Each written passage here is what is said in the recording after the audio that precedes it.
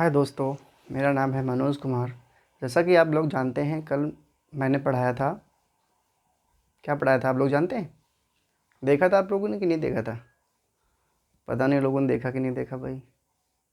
Views तो बहुत ज़्यादा कम आ रहे हैं, लाइक भी बहुत कम हो रहे हैं। पता नहीं लोगों को पसंद आ रहा है कि नहीं आ रहा है। हाँ, कल मैंने पढ़ाया था मैथ, डिविजिबिलिटी रूल। ठीक है, आप लोगों ने देख लिया होगा। आज जैसा कि मैंने बताया था, एक मतलब जो शेड्यूल बनाया है, उसी शेड्यूल के अकॉर्डिंग मैं क्लासेस डालता हूँ। ठीक है। आज मेरी जो है क्लास है हिंदी। तो आज आपको फर्स्ट चैप्टर जो है पढ़ाऊँगा मैं हिंदी का। ठीक है।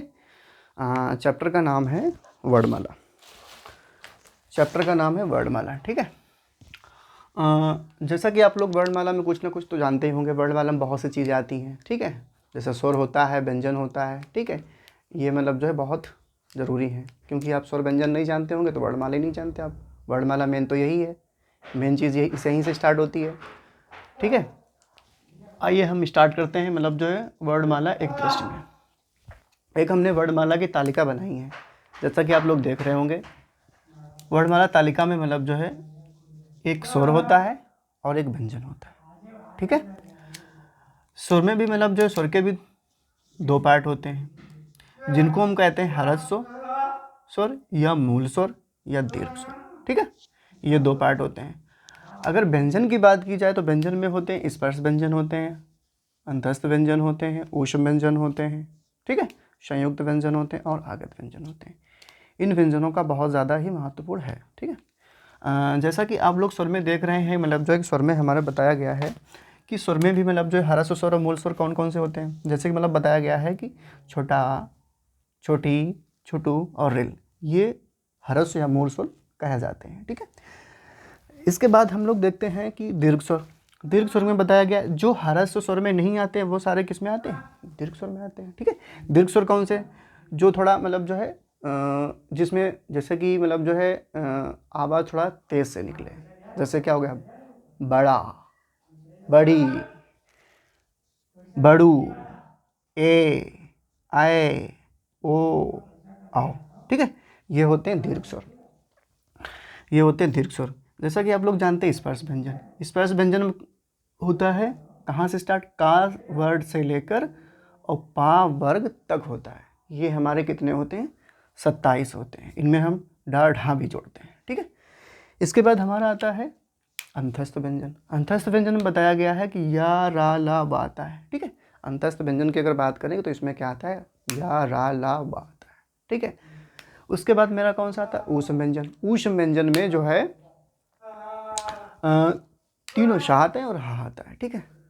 शा, शा, हा, हा। ठीक है। अच्छा, अब कौन सा होता है? आगत व्यंजन। ज, फ, ये हमारे आगत व्यंजन होते हैं।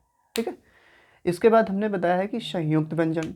संयुक्त व्यंजन में बताया गया है कि छ, त्र, क्य, स्रा, ये होते हैं संयुक्त व्यंजन। संयुक्त व्यंजन भी मतलब जो है 4 होते हैं। ये हमारे कितने होते हैं? 4 होते हैं। ये हमारे 2 ही होते हैं। ठीक है। ये हमारे भी 4 होते हैं। ये हमारे भी कितने होते हैं? 4 होते हैं। ये अगर बोला जाए तो ये हमारे होते हैं 27। ठीक, का वर्ग से लेकर पा तक। और इनकी अगर बात की जाए तो ये मेरे कितने होते हैं? ये होते हैं 7। ठीक है। ये होते हैं 7, क्योंकि इसमें बड़ा है, बड़ी है, बड़ू है, ए है, आय है, ओ है, औ है। ठीक है। दीर्घ स्वर। उसके बाद में अगर बात करें ह्रस्व या मूल स्वर, ह्रस्व या मूल स्वर भी होते हैं 4। ठीक है। स्वर ऐसे शब्द होते हैं, बताया गया है कि स्वर ऐसे शब्द होते हैं जिनको किसी वर्ड की ज़रूरत नहीं पड़ती है। ठीक है। स्वर ऐसे वर्ड होते हैं जिनको उच्चारण मतलब जो है दूसरे वर्ग की आवश्यकता नहीं होती है। ठीक है। ये स्वर होते हैं। अच्छा, व्यंजन जैसा कि आप लोग देख ही चुके हैं, मतलब जो है। ठीक है। आप लोग इसको नोट कर लीजिए, फिर इसके आगे क्लास हम आपको स्टार्ट करते हैं। ठीक है।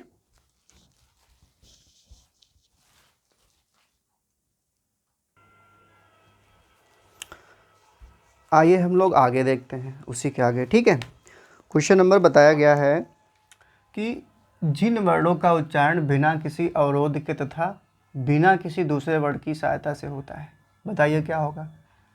ये होते हैं हमारे स्वर। स्वर होते हैं, इनमें जो है बिना किसी अवरोध बिना किसी दूसरे वर्ण की सहायता से बोले जाते हैं, ठीक है। अच्छा, जिन स्वरों के उच्चारण में कम समय लगता है उन्हें क्या कहते हैं, बताइए इसका आंसर क्या है, बताइए जल्दी फटाफट। इनको कहते हैं ह्रस्व स्वर।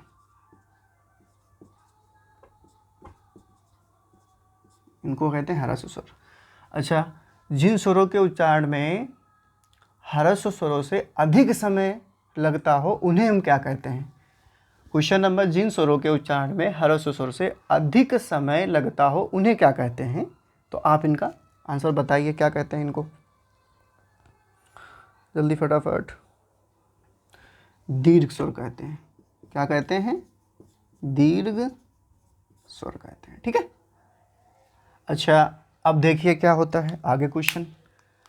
बोला गया है कि अर्ध स्वर कौन से होते हैं, अर्ध स्वर। क्वेश्चन नंबर देख लीजिए, अर्ध स्वर कौन से होते हैं।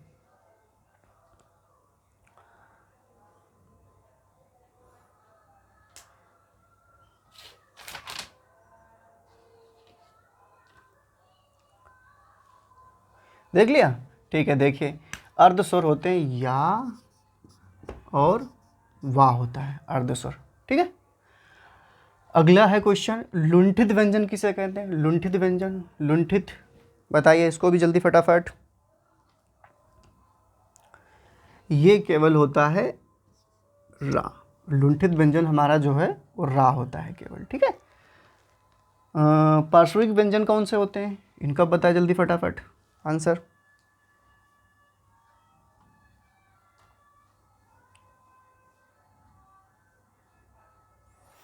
ये होता है ला, ठीक है। अगला बताया गया है कि ऊष्म संघर्षी व्यंजन, ऊष्म संघर्षी व्यंजन कौन कौन से होते हैं। आंसर बता जल्दी फटाफट, ऊष्म संघर्षी व्यंजन देख लीजिए।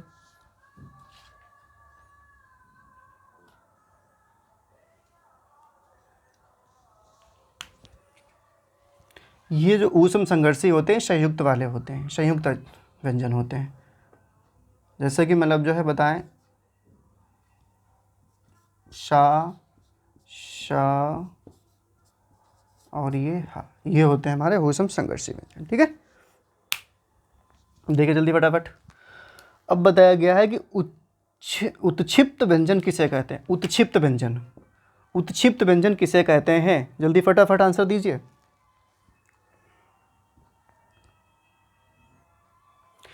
ये हमारे होते हैं ड और ढा, ये दो होते हैं उत्क्षिप्त व्यंजन, ठीक है। अब इसके आगे बताया गया है कि क्वेश्चन नंबर नेक्स्ट, अघोष व्यंजन किसे कहते हैं। क्वेश्चन में बताया गया है कि अघोष व्यंजन उन्हें कहते हैं प्रत्येक वर्ग का प्रथम एवं द्वितीय वर्ण तथा फा, शा, शा और सा, ठीक। ये हमारे कौन से होते हैं, अघोष व्यंजन। जैसे मान लिया मतलब जो है का वर्ग का ले लिया जाए, का वर्ग, का वर्ग का अगर हम देखेंगे तो इसमें मतलब बताया गया कौन सा, प्रथम, जैसे का आ गया, ठीक है। इसके बाद बोला गया है कि फिर द्वितीय खा आ जाएगा। ये हमारे कौन से हो जाएंगे, अघोष व्यंजन, ठीक है। इसी तरीके से अगर हम सघोष की बात करें, सघोष की बात करें, सघोष में क्या होता है, ये तो हमारे हो गए अघोष। इसी तरीके से हम सघोष की बात करें, सघोष में बताया गया है कि इसमें प्रथम और द्वितीय को लिया जाता है। अच्छा, सघोष में क्या होता है, इसके अलावा जो वर्ड बचते हैं कौन कौन से, तृतीय, चतुर्थ और पंचम, ठीक है। तृतीय, चतुर्थ और पंचम, और इसके अलावा और भी हैं जैसे डा, ढा, जा, या, रा, ला, वा, हा, इनको भी हम क्या करते हैं, लेते हैं किसमें, सघोष में, ठीक है। जैसे पंचम क्या हो गया, खा हो गया था, गा हो गया, घा हो गया, और फिर कौन सा हो गया, माँ, माँ, ठीक। ये हमारे हो जाएंगे सघोष वर्ण में, ठीक है। आप लोग देख लीजिए, इनको नोट कर लीजिए। हिंदी की क्लास है, बहुत ही अच्छी है, और ये मतलब वर्णमाला बहुत ज़्यादा एग्जाम्स में पूछा जाता है, ठीक है। कोई भी एग्ज़ाम यूपी का हो UPPSC हो, UPSSC हो, ठीक है, और हिंदी के एग्ज़ाम जैसे टीचिंग वाले हो गए, DSSC, ठीक है, तो इनमें भी हिंदी का बहुत ज़्यादा महत्व है, ठीक है। आप इनको नोट कर लीजिए, फिर इसके आगे क्लास हम आगे स्टार्ट करते हैं, ठीक है, नोट कर लीजिए आप।